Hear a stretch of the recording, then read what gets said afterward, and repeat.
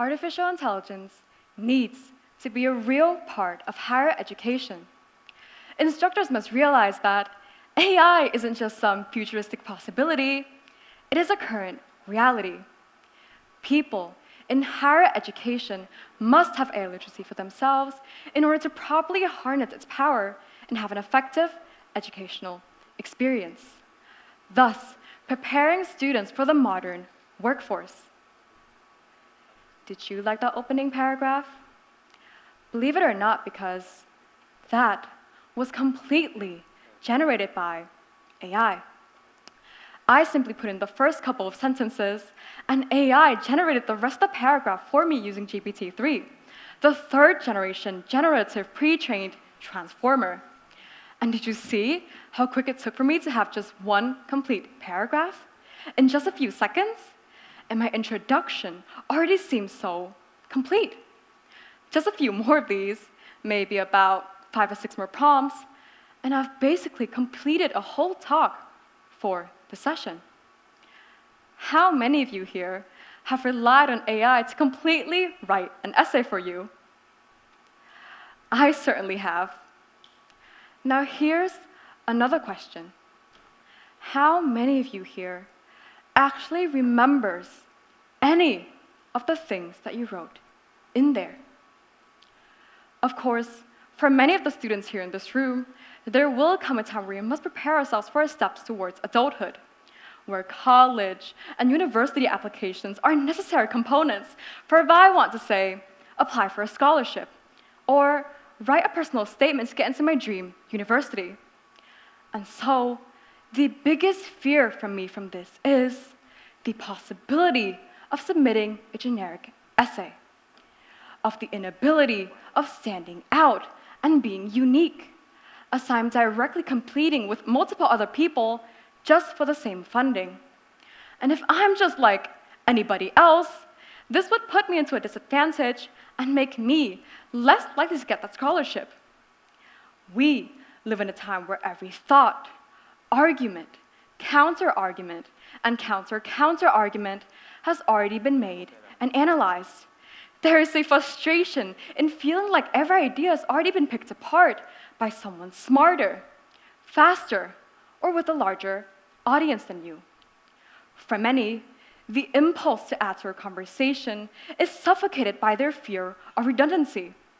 And I'm sure that a lot of us can relate to this, because I know that every time I go write an essay, I feel like I'm just echoing ideas that's already been said before. Even when writing and speaking on this topic, I am aware that my discussion isn't entirely new or unique. Why should I make a talk about the self in the age of AI when someone has already written an essay on this topic? Why attempt to challenge the status quo when someone has already been through the cycle of acceptance, backlash, and inevitable irrelevance? The result of this thinking? An intellectual echo chamber. And this is how AI gets us. Instead of engaging in public discourses, many passively consume content. A quick copy and paste of a paragraph that's been perfectly and grammatically written by AI just so that I could reach my word count. Because we're so convinced that someone else has already done all the work and said everything that needs to be said, and so why even bother to think when I could have someone else, something else, instantly build one for me? As of right now, we're currently living through a time where the knowledge itself becomes a utility. Ask a question, get an answer. Struggling with a task, acquire a solution instantly. For the first time in history, the act of thinking is optional. In a world where AI can plan, write, summarize, explain, and even reinterpret our own thoughts far better than we often can ourselves, a simple, haunting question emerges. If the machine thinks for us, what happens to the parts of us that used to do the thinking? This isn't about nostalgia or technophobia. It's about understanding what happens when the friction that once shaped our minds suddenly disappears. University becomes a certification factory when students are rebranded as nothing more than consumers of knowledge. The word university comes from the term universitas in the Latin phrase universitas magistrorum et scholarium, which translates to a community of teachers and scholars. This illustrates the university as a whole, a totality where minds were formed through the vast exposure to the contradictory totality of thought. Now, it is a checkpoint in the logistic chain of career advancement, where the degree matters more than the metamorphosis. Using AI as a tool to make learning easier erases the point of learning, which is to enlighten the mind and make a seeing eye out of freshmen. AI may make it easier for us to pass a test, but it doesn't do anything about the actual magical transformation of learning. The AI student is forever a tenant, never an owner of their own curiosity. It's the Ozempic of learning. It thinks that intaking information is the equivalence to learning, like gluing paper wings onto a caterpillar and calling it a butterfly. In German, Erfahrung, which translates to experience, shares its roots with Fahrt, a journey. True experience cannot occur without having gone through a difficult passage of the unknown. Learning is more than just intaking information, and a school is more than just a matter of passing or failing. The very point of academia is to become. Every time we type in prompts, either to just generate ideas, the parts of our brains associated with quick pattern recognition and rapid categorizations strengthens. We become excellent at sorting information into familiar categories, yet lose the capacity to sit with complexity, to tolerate the discomfort of things that don't fit in existing patterns. This, in my opinion, can be worse than ignorance. It is the illusion of knowledge coupled with the confidence that comes from thinking you understand something you've never actually absorbed. Walking around ready to deploy half-digested information into conversation that requires actual thought. We have become human echo chambers, amplifying signals we've never bothered to decode. And I've heard from a friend of mine who teaches as their side job, and they say that AI is so good because it can do all sorts of stuff. It can set exam papers, mark the same examinations, etc., and leave the teacher with more time on their hands to think. Time to think about what? When AI takes the beauties of teaching away from a teacher, you give them time to think about what exactly? When you take the activities of an accountant away from an accountant, or farming away from a farmer, this illustration of work as a backward thing, you're a teacher, but it's unnecessary for you to be looking at a student's assignment and reading their works, looking at their thought process and reading their papers. That is the dopamine. That is the addiction that gets people hooked into AI. And the purpose of this addiction is that every time you're hooked into it, you are feeding data into a machine. And at this point, some of you may think, gee, what does this have to do with me? I don't even study English or any essay-based subjects. So how could this possibly affect me? You may think that none of what I've been saying has any relevance to you. But actually, the growing effects of AI very much do.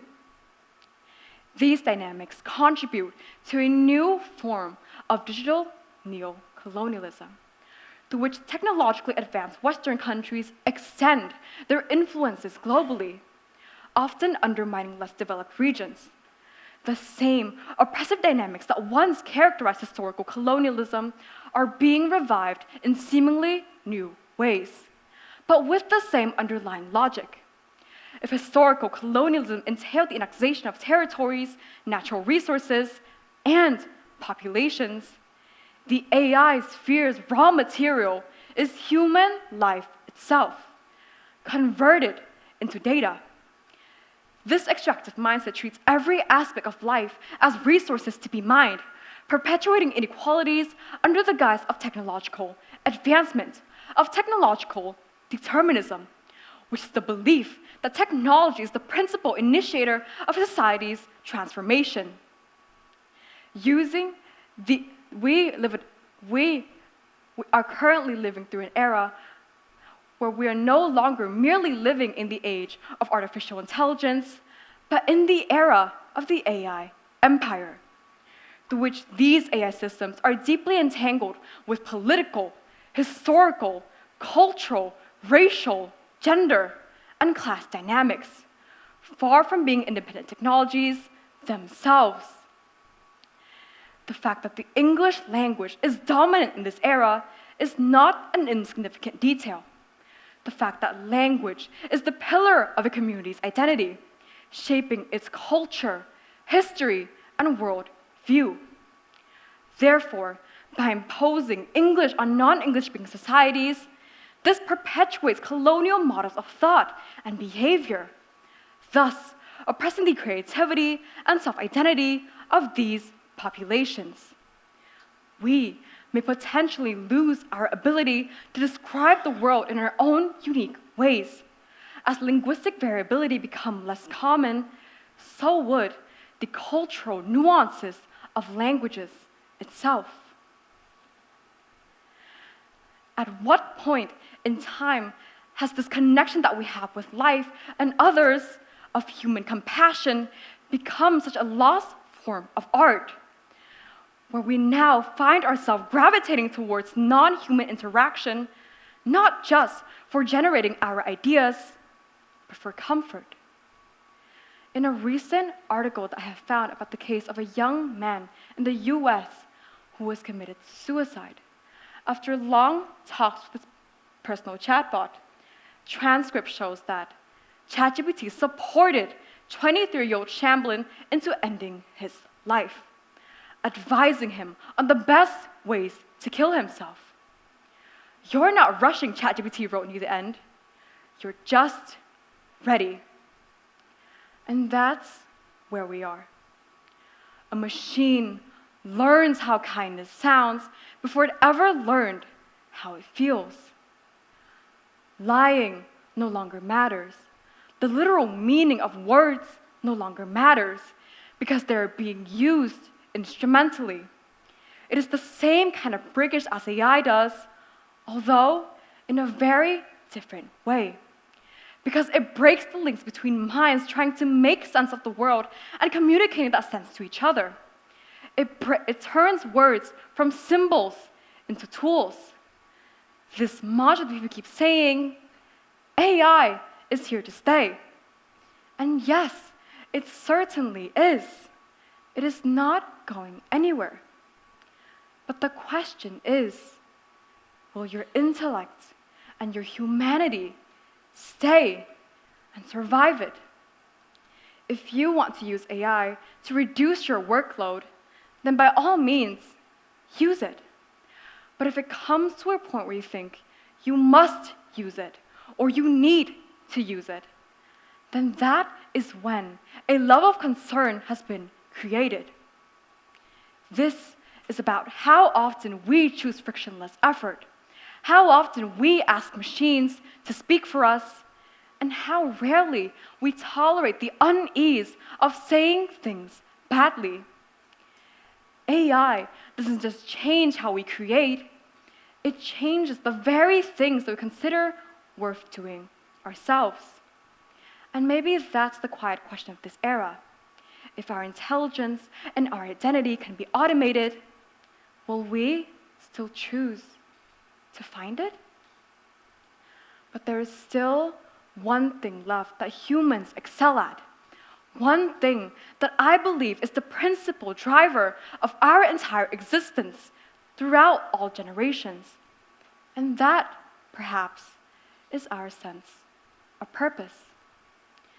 We humans can be greedy, we can be destructive, we can be insecure, we can be lazy, we can be hateful, emotional, and insignificant.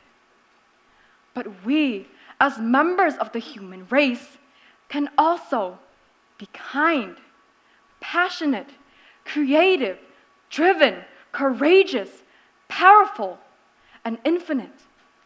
Two sides of the same coin, inextricably bound. And so, I am a firm believer in the creativity and our ability to search for our self-identity within the human soul. And I truly believe that AI will never change that. In a world that seeks to eliminate all roughness, all difficulty, quoting from Walt Whitman, life is the powerful play that goes on. And you, sitting there, may contribute a verse. What will your verse be? Reclaim education from utility. Reclaim time from acceleration. The fire is a right, not a punishment. And in choosing it, you choose, finally, unconsciously, to become human. Thank you.